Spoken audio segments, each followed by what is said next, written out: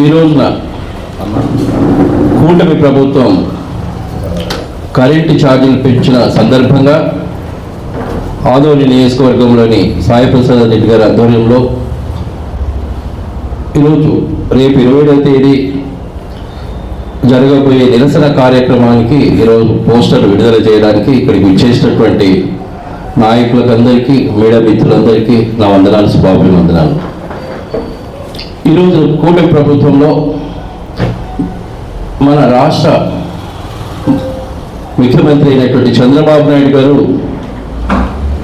వారి ఎన్నికల ప్రచారంలో నేను కరెంటు ఛార్జీలు పెంచబోమని వారు ప్రతి చోట కూడా ప్రతి బహిరంగ సభలో చెప్పి ఆ రోజు ఎన్నికలు ఏదైతే మాట ఇచ్చాడో ఆ మాటని ఈరోజు తుంగలో తొక్కి ఈరోజు ప్రజల మీద బలవంతంగా ఈరోజు యూజర్ ఛార్జీలు దగ్గర 15,000 కోట్ల రూపాయలు ఈరోజు వారు భారం వేస్తూ ఉన్నారు. మేమంటూ ఈరోజు వైఎస్ఆర్ కాంగ్రెస్ పార్టీలో ఉన్నటువంటి ప్రతి కార్యకర్త కూడా వారు ఏదైతే పెంచారో ఆ పెంచినటువంటి యూజర్ ఛార్జీలు తగ్గించేంత వరకు ప్రజల పక్షాన పోరాడతామని సందర్భంగా తెలియజేస్తూ ఉన్నాం. వారు చంద్రబాబు నాయుడు గారు అబద్ధాలు చెప్పిందే చెప్పి ఈరోజు వారు పీఠం ఎక్కాక ఈరోజు మరి ప్రజల మీద బాధులే బాధులు ఈరోజు వారు చేయటం జరుగుతూ ఉంది. అంతేకాకుండా రేపు 2025 జనవరి 1st వీక్ నుంచి కూడా ఈరోజు మరి రిజిస్ట్రేషన్ ఛార్జీలు కూడా పెంచడం జరుగుతూ ఉంది. అంటే సంపద సృష్టించడం అంటే ప్రజలు నడ్డి విరిచే విధంగా ఈరోజు వారు ప్రజల మీద భారం మోపడం జరుగుతూ ఉంది. ఈ రకంగా చూస్తూ ఉంటే 2014 ముందు ఉన్నటువంటి ప్రభుత్వం ఆ రోజు డిస్కంలకు 29,000 రూపాయలు ఉంటే 2014 నుంచి 19 వరకు కూడా వారు దాన్ని 86,000 కోట్లకు తీసుకురావడం జరిగింది. మరి ఆ రోజున ఆయన ఆ ప్రభుత్వం వారు ఆ డిస్కంలకు పే చేసింది కూడా కేవలం 13,000 కోట్ల రూపాయలు మాత్రమే. అదే 2019-24లో వైఎస్ జగన్మోహన్ రెడ్డి గారు ముఖ్యమంత్రి ఉన్న టైంలో వారు ఆ 86,000 కోట్లలో 45,000 కోట్ల రూపాయలు డిస్కంలకు ఇవ్వటం జరుగుతూ ఉంది. అంటే ఏ రకంగా చూస్తే కూడా గత ప్రభుత్వం పెంచింది కూడా కేవలం 50 పైసలు మాత్రమే. ఈ రోజున వచ్చిన 5 నెలలకే ఈరోజు 15,000 కోట్ల రూపాయలకు ఈరోజు ప్రతి నిత్యము అవసరం ఉన్నటువంటి కరెంట్ ఈరోజు పెంచి ప్రజల నడ్డి విరుస్తున్నటువంటి ప్రభుత్వాన్ని మనం ప్రశ్నించాల్సినటువంటి ఆవశ్యకత ఎంతైనా ఉంది. ఈరోజు ఈ రకంగా చూసుకుంటా ఉంటే ప్రతిది కూడా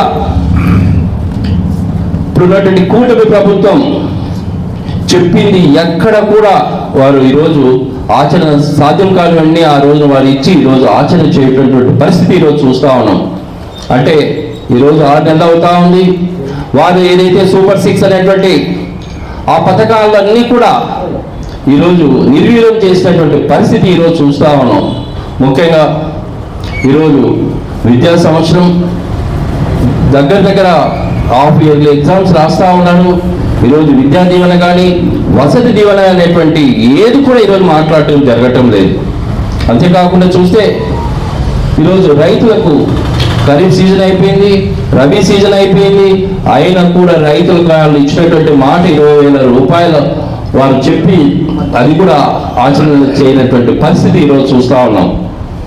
అంతేకాకుండా నాడు నేడు అనేటువంటి విధానం ద్వారా స్కూళ్లను బ్రహ్మాండంగా కార్పొరేట్ స్కూల్గా ఉన్నటువంటి ఆ స్కూల్ని ఈ రోజున చూస్తా నిర్వీర్యం అయిపోయినటువంటి పరిస్థితి చూస్తూ ఉన్నాం.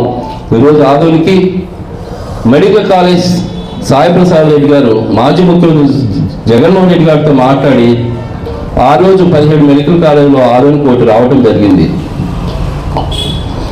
అది ఆ ప్రభుత్వం ఉండి ఉంటే ఈ సంవత్సరము అడ్మిషన్ కూడా జరిగి ఉండేటువంటి పరిస్థితి. కానీ ఈ రోజున పబ్లిక్ ప్రైవేట్ పార్ట్నర్షిప్ అనేటువంటి ఓ ప్రోగ్రాం ద్వారా ఇప్పుడు ఉన్నటువంటి 12 మెడికల్ కాలేజీలను ఈరోజు నిర్వీర్యం చేయడం మన కళ్ళారా చూస్తా ఉన్నాం. అంటే చంద్రబాబు నాయుడు గారు వారు చెప్పింది ఏమిటి, ఈరోజు చేస్తున్నట్టుది ఏమిటి అనేటువంటి కూడా ప్రతి ఒక్కటి వైఎస్ఆర్ కాంగ్రెస్ పార్టీ నాయకులు కార్యకర్తలు అందరం కూడా ఈరోజు ఉన్నటువంటి కూట ప్రభుత్వానికి ఖచ్చితంగా బుద్ధి చెప్తామని ఈ సందర్భంగా తెలియజేస్తూ ఇక్కడ వచ్చినటువంటి నాయకులకు మీద మిత్రులందరికీ మరొకసారి నా ధన్యవాదాలు తెలియజేస్తాను.